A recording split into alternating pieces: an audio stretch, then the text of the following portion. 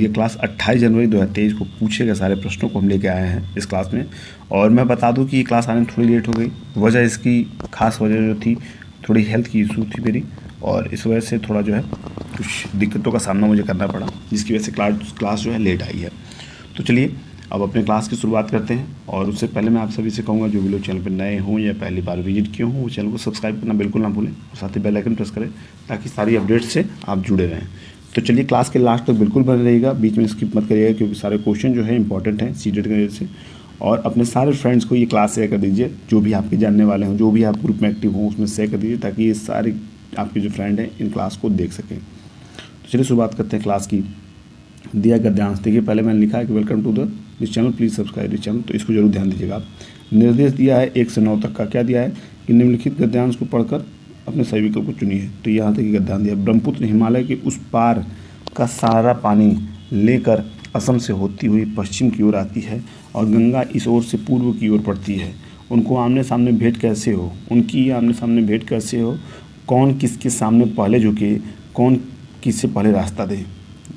अंत में दोनों ने तय किया कि दोनों को दक्षिण धारण कर सरितपति के दर्शन के लिए जाना चाहिए। अब देखिए यहाँ दिया है कि दोनों को दक्षिण धारण यानी कि दक्षिण दिशा में जाना चाहिए, किसके लिए, सरितपति के दर्शन के लिए। और भक्ति नम्र होकर जाते जाते जहाँ संभव हो रास्ते में एक दूसरे से मिल लेना चाहिए। इस प्रकार गोआलंदी के पास जब गंगा और ब्रह्मपुत्र का विशाल जल आकर मिलता है, तब मन में संदेह पैदा होता है कि सागर और क्या होता होगा।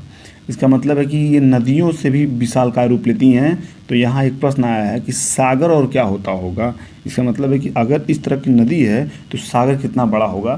तो इस तरह का जो संदेह है यहाँ पैदा हुआ है। विजय प्राप्त करने के बाद कसी हुई खड़ी सेना भी जिस प्रकार अव्यवस्थित हो जाती है और विजयी वीर मन में आए वैसे जहाँ तहाँ घूमते हैं, उसी प्रकार का हाल इसके बाद इन दाक महान नदियों का होता है।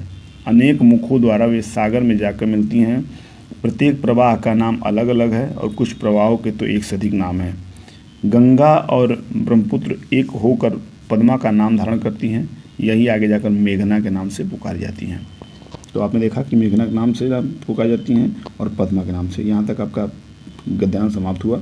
और इसके आगे जो है पहला क्वेश्चन देखेंगे हम। पहला क्वेश्चन देखिए क्या दिया है कि सरितपति के दर्शन के लिए जाना चाहिए। वाक्य से क्या तात्पर्य है। तो देखिए नदी के दर्शन नहीं, यहाँ नदियाँ मिलती हैं वो इस तरह की मिलती हैं कि समुद्र के लिए भी प्रश्नवाचक चिन्ह खड़ा होता है कि समुद्र कैसा होगा।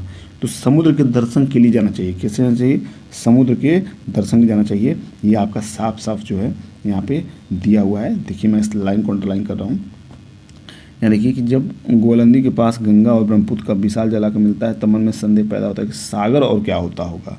तो क्या है, समुद्र की बात यहाँ की जा रही है। अब बात करेंगे दूसरे क्वेश्चन की। दूसरा क्वेश्चन दिया कि सरितपति का अर्थ है। सरितपति का अर्थ देखिए बताइए आप सभी लोग। सरितपति का अर्थ होता है सरिता का स्वामी। क्या होता है, सरिता का स्वामी। सरितपति का जो हिंदी सेंस है वो है सरिता का स्वामी। क्या है, सरिता का, देखिए जो दिया हुआ है इसमें देखिए बी वाला ऑप्शन में दिया हुआ है सरिता का स्वामी। तो बी वाला ऑप्शन आपका यहाँ सही हो जाएगा। अब बात करेंगे तीसरे क्वेश्चन की। तीसरा क्वेश्चन दिया है गंगा और ब्रह्मपुत्र का संगम होता है। गंगा और ब्रह्मपुत्र का संगम कहाँ होता है, तो अभी आप पढ़े हैं, मैं उसको फिर ला रहा हूँ नीचे और उसको आप देखिएगा। गंगा और ब्रह्मपुत्र का जो संगम है वो आपको कहाँ है, देखिए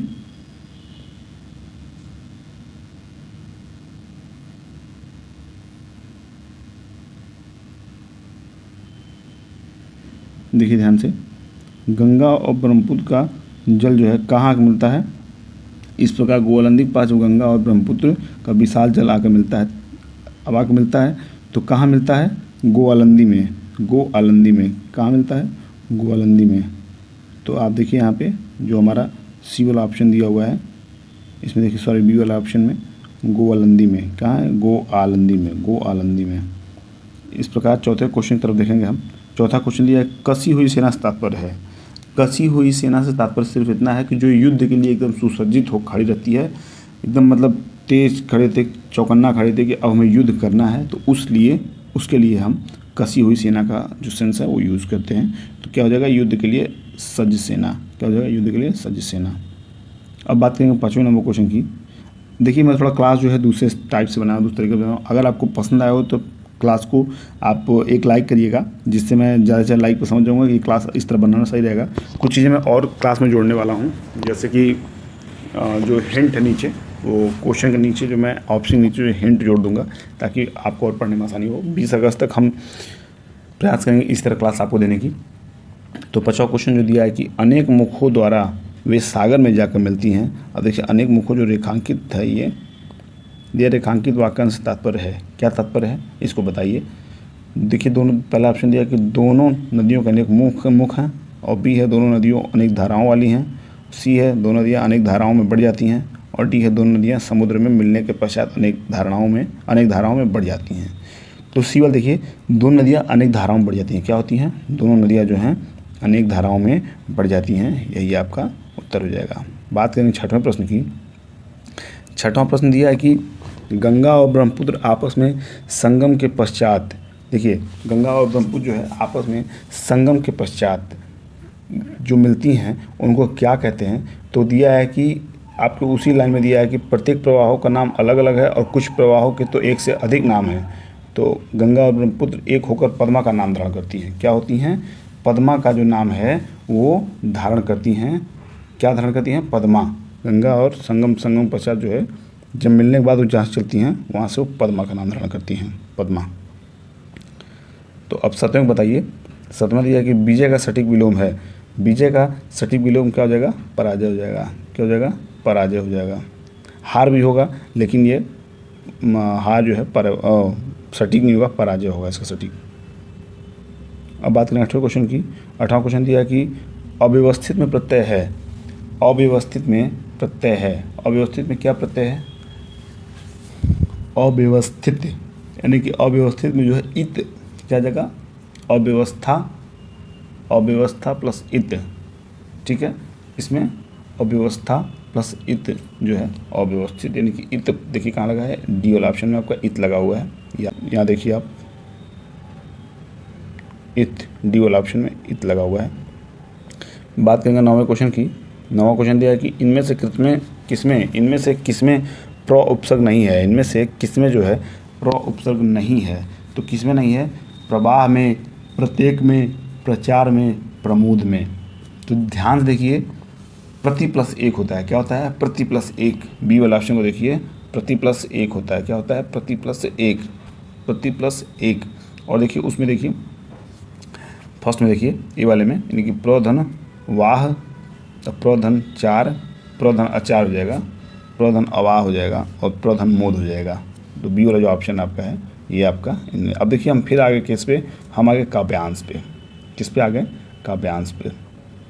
तो काव्यांश को देखिएगा, इसको हम पूरा पढ़ते हैं काव्यांश, और इसके बाद काव्यांश पर आधारित प्रश्न करने का प्रयास करते हैं। दिया है कि लहरों से डरकर नौका पार नहीं होती, कोशिश करने वालों को कभी हार नहीं होती।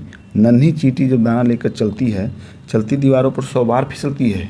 मन का विश्वास रंगों में साहस भरता है, चढ़कर गिरना गिरकर चढ़ना न करता है। आखिर उसकी मेहनत बेकार नहीं होती, कोशिश करने वालों को कभी हार नहीं होती। तो इस तरह ये काव्यांश आपका यहाँ समाप्त हुआ। 10वें क्वेश्चन की तरफ बढ़ेंगे। 10वां क्वेश्चन क्या दिया है, दिया है कविता का मुख्य स्वर है। कविता का जो मुख्य स्वर है इसको आप पहचानिए, काव्यांश के आधार पर बताइए आप सभी। देखिए बी वाला ऑप्शन को देखिए, क्या दिया है कि उत्साह एवं साहस। क्या है, उत्साह एवं साहस। उत्साह एवं साहस जो है कविता का सारांश है, सार है, इसको जो बोलेंगे हम। बात करेंगे 11वें क्वेश्चन की, दिया है कि हमें चींटी से क्या प्रेरणा लेनी चाहिए। हमें चींटी से क्या प्रेरणा लेनी चाहिए। तो देखिए आपका दिया है कि दाना लेकर चढ़ना कठिन कार्य नहीं है, हमेशा मेहनत करते रहना चाहिए, पराजित होने पर पुनः प्रयास करना चाहिए, या फल की इच्छा से कोई कार्य नहीं करना चाहिए। तो देखिए जो सी वाला ऑप्शन है इसको देखिए, पराजित होने पर पुनः प्रयास करना चाहिए, यानी कि चढ़कर गिरना गिरकर चढ़ना ना करता है, और कोशिश करने वालों कभी हार नहीं होती। तो कोशिश करते रहिए, यानी कि पराजित होने पर पुनः प्रयास करते रहिए, यही इसका संदेश जो है चींटी से हमें प्रेरणा मिल रही है। अब बात करें 12वें क्वेश्चन की। 12वां क्वेश्चन दिया है कि साहस की प्राप्ति का मूल आधार है। साहस की प्राप्ति का मूल आधार है, क्या है मूल आधार। तो देखिए विश्वास, दीवार, दाना या परिश्रम। इसमें पहले ऑप्शन को आप देखिए, दिया है विश्वास, क्या दिया है, साहस। साहस का जो मूल आधार होता है, पहले अगर आप में विश्वास नहीं रहेगा तो साहस आपके पास कभी नहीं आएगा। साहस जैसे शब्द को अपने अंदर उतारने के लिए आपको सबसे पहले विश्वास नामक शब्द को अपने अंदर उतारना पड़ेगा, ढालना पड़ेगा। अब बात करेंगे 13वें क्वेश्चन की, जो दिया है कि जो व्यक्ति निरंतर मेहनत करते हों वे प्रतिष्ठा व पह पाते हैं, प जगह पद हो जाएगा, और सम्मान व पदक पाते हैं। ये देखिए सी वाला ऑप्शन देखिए, असफल नहीं होते हैं। क्या नहीं होते हैं? असफल नहीं होते हैं। अगर व्यक्ति निरंतर मेहनत कर रहा है तो वो हमेशा असफलता की ओर नहीं रहेगा, वो हर हाल में सफलता को प्राप्त करेगा। अब 14वें क्वेश्चन को देखेंगे, 14 नंबर क्वेश्चन को।